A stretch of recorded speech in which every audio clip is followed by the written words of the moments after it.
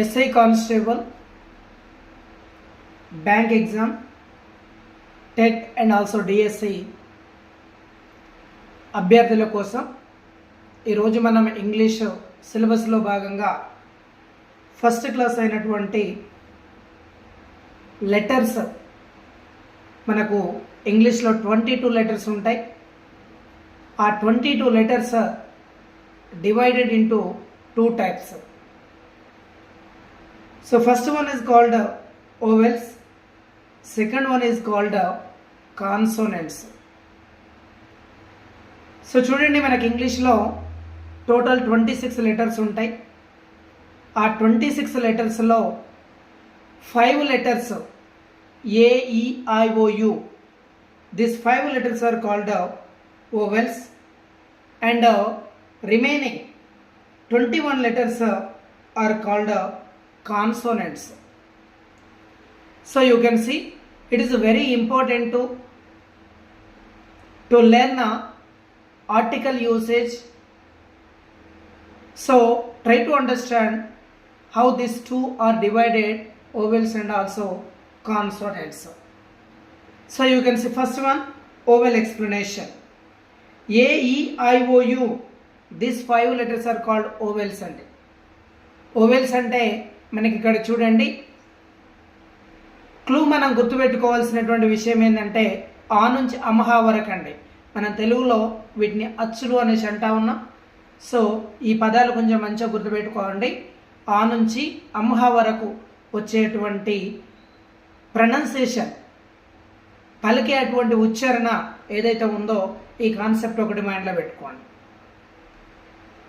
So next one ఇక్కడ చూడండి, here is given some examples: apple, egg, ink, orange, umbrella.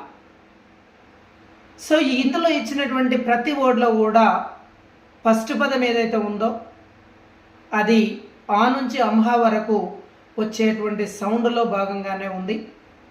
ఈ కాన్సెప్ట్ను ఒకసారి మీరు జాగ్రత్తగా అబ్జర్వ్ చేయండి. So next one, consonants.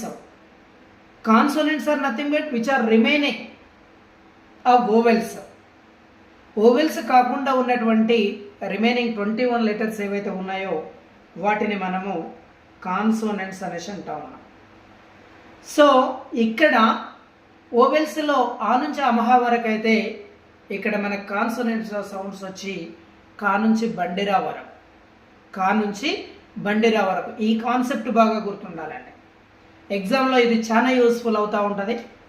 So ఇక్కడ చూడండి, here is given some examples: boy, cat, dog, man and school.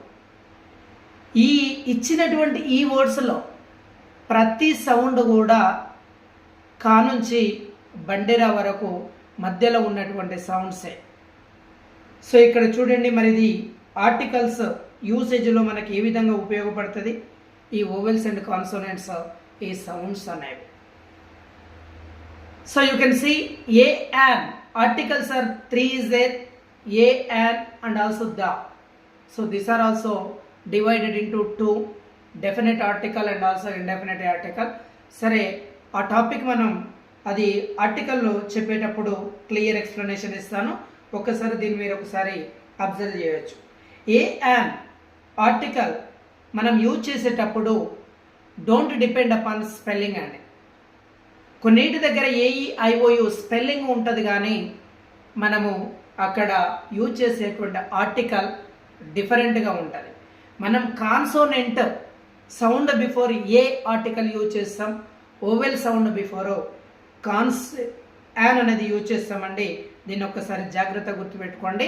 So depend upon way of sound or pronunciation. So you can see first one here, vowels explanation. An plus vowel sound, vowel sound before మాత్రమే మనం an అనే ఆర్టికల్ని మనం use చేయాలి.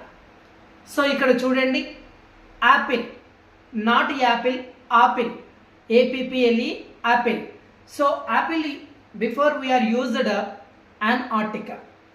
So next one you can see egg, egg. So ఇక్కడ చూడండి ఆ నుంచి అమహ వరకు మధ్యలోనే ఈ సౌండ్ ఉంది. ఫస్ట్ మనము ఒక వర్డ్లో ఫస్ట్ ప్రొనౌన్సియేషన్ బాగా అబ్జర్వ్ చేసుకోవాలి, ఎగ్ అనేటువంటిది. సో నెక్స్ట్ థర్డ్ వన్ చూడండి ఆరెంజ్. సో ఇక్కడ మనకు ఫస్ట్ ప్రొనౌన్సియేషన్ వస్తే ఏమొస్తుంది, ఆ అనేది వస్తూ ఉంది కాబట్టి యాన్ ఆర్టికల్ యూజ్ చేసినాం, an orange. Next fourth one umbrella. So here is also first pronunciation is ఆ, umbrella. So you can see an umbrella is the correct one. Next one honest man.